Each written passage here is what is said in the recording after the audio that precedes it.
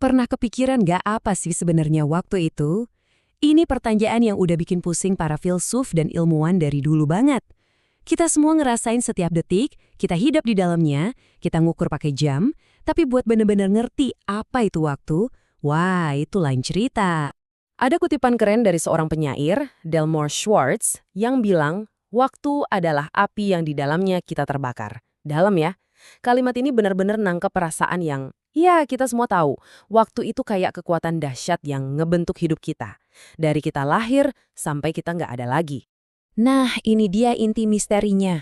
Waktu itu sebenarnya kita temukan atau kita ciptakan sih? Apa waktu itu emang udah ada dari sananya, kayak gunung atau lautan? Atau jangan-jangan waktu itu cuma konsep buatan manusia aja, biar kita gampang ngertiin perubahan di sekitar kita? Oke, sebelum kita ngomongin fisika yang jelimet, yuk kita mulai dari teka-tekinya dulu. Karena sejujurnya, waktu itu kita rasain tiap saat, tapi buat ngejelasin apa itu, wah susah banget. Pasti Anda juga pernah mikirin ini kan? Kenapa sih waktu selalu maju? Kenapa kita nggak bisa mundur bareng sedetik aja? Terus, duluan mana ruang atau waktu? Apa mereka itu dua hal yang beda atau sebenarnya udah satu paket dari awal mula? Nah, untuk waktu yang lama banget, kita pikir kita udah punya jawabannya. Jawaban yang simpel dan ya kedengarannya masuk akal. Yuk kita mundur sedikit ke abad 17, ke dunianya Sir Isaac Newton. Buat Newton, simpel aja. Waktu itu kayak detak jam raksasa di alam semesta. Detaknya konstan, sama buat semua orang dan gak bisa diganggu-gugat. Gak peduli kamu lagi di mana atau lagi ngapain, detak jam alam semesta bakal terus sama. Mutlak. Gampangnya gini, menurut Newton, waktu itu kayak anak panah. Sekali melesat, lurus terus, nggak pernah belok. 1 detik di bumi, ya sama persis dengan 1 detik di Mars. 1 detik di ujung galaksi sana juga sama aja. Semuanya sinkron, rapi, teratur. Enak ya mikirnya. Konsep yang rapi ini bertahan ratusan tahun loh. Sampai di awal abad ke-20 muncul satu nama, Albert Einstein. Dan dia datang, terus boom! Semua yang kita pikir kita tahu tentang waktu langsung diobrak-abrik. Jadi, masalahnya dimulai dari sini. Kecepatan cahaya. Ternyata dari berbagai eksperimen kecepatan cahaya itu aneh. Dia selalu konstan. Mau kamu ngejar cahaya atau lari ngejauhin cahaya, pas diukur kecepatannya tetap sama. Menurut fisika Newton, ini nggak masuk akal sama sekali. Kok bisa? Nah, buat mecahin misteri ini, Einstein butuh 10 tahun. Dia benar-benar ngebangun ulang cara kita mandang alam semesta. Dimulai dari teori relativitas khusus di tahun 1905, terus disempurnain lagi jadi teori relativitas umum. Hasil akhirnya, wow, ternyata ruang, waktu, dan gravitasi itu saling berhubungan. Dan alam semesta kita jauh lebih lentur dan aneh dari yang kita kira. Jadi bedanya di mana? Kalau Newton mikir ruang itu panggungnya dan waktu itu jamnya, dua hal terpisah, Einstein bilang, nggak gitu. Ruang dan waktu itu satu kesatuan, kayak kain 4 dimensi yang disebut ruang waktu. Dan kain ini nggak kaku, dia bisa melar, bisa melengkung. Ini mengubah segalanya. Oke, gimana caranya biar gampang ngerti? Bayangin ini, ada jam cahaya di dalam kereta yang lagi jalan. Buat orang yang di dalam kereta, cahaya di jam itu cuma gerak lurus, atas bawah, tik-tok. Simple. Tapi, buat kita yang lihat dari luar, dari peron, karena keretanya maju, kita lihat cahaya itu geraknya zigzag. Jalurnya jadi lebih panjang kan? Nah ingat, kecepatan cahaya itu konstan, nggak bisa lebih cepat. Jadi satu-satunya cara cahaya itu bisa menempuh jarak yang lebih jauh adalah kalau waktu buat orang di dalam kereta itu berjalan lebih lambat. Gila kan? Nah, fenomena aneh tapi nyata ini namanya dilatasi waktu. Dan ini bukan teori doang loh, ini udah dibuktiin. Intinya gini, makin kencang kamu bergerak di angkasa, makin lambat waktu berjalan buat kamu. Jam tangan yang bergerak, detaknya lebih pelan. Ingat film Interstellar?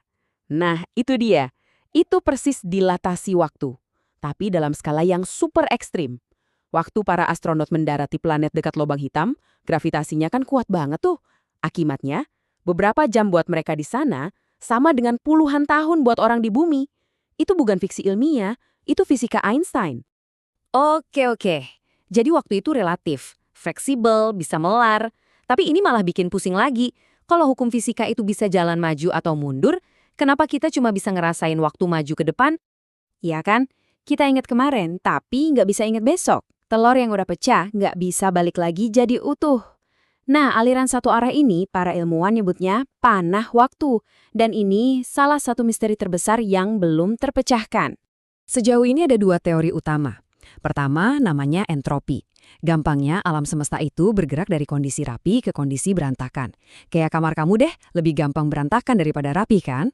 Nah, sejak Big Bang, alam semesta kita terus jadi lebih berantakan. Proses inilah yang mungkin kita rasain sebagai waktu. Teori kedua lebih simpel lagi. Alam semesta kita kan terus mengembang, nah mungkin perluasan ini menyeret waktu maju bersamanya. Ngomongin awal mula waktu, jadi kepikiran dong. Gimana akhirnya? Kalau waktu dimulai sama Big Bang, apa waktu juga bakal ikutan berakhir kalau alam semesta kita berakhir? Yuk kita lihat skenario paling besarnya. 96%. Coba resapi angka ini. Ini adalah persentase isi alam semesta yang kita sama sekali nggak tahu apa itu. Semua bintang, planet, galaksi yang kita lihat di teleskop, itu cuma sisanya yang 4%. Jadi ini dia komposisi kegelapan itu. Sebagian besar itu energi gelap, sesuatu yang misterius yang bikin alam semesta kita makin cepat mengembang. Terus ada materi gelap yang nggak kelihatan tapi gravitasinya nahan galaksi biar nggak buyar. Nah, sisanya yang cuma 4% itu kita, semua yang kita kenal, cuma seumprit itu. Nasib akhir kita dan nasib waktu bergantung sama si energi gelap ini. Skenario pertama, The Big Rip atau robekan besar. Kalau energi gelap ini makin kuat, alam semesta bakal mengembang begitu cepat sampai semuanya robek. Galaksi robek, planet robek, bahkan atom pun robek. Ruang waktu hancur lebur. Dan ya, waktu pun berakhir. Skenario kedua, kebalikannya. Big Crunch atau remukan besar. Mungkin aja nanti gravitasi menang. Alam semesta berhenti mengembang, terus malah nyusut. Semuanya ketarik balik jadi satu titik super padat. Kayak Big Bang tapi kebalik. Di skenario ini, waktu juga ikut berakhir. Tapi ada skenario ketiga yang lebih liar lagi.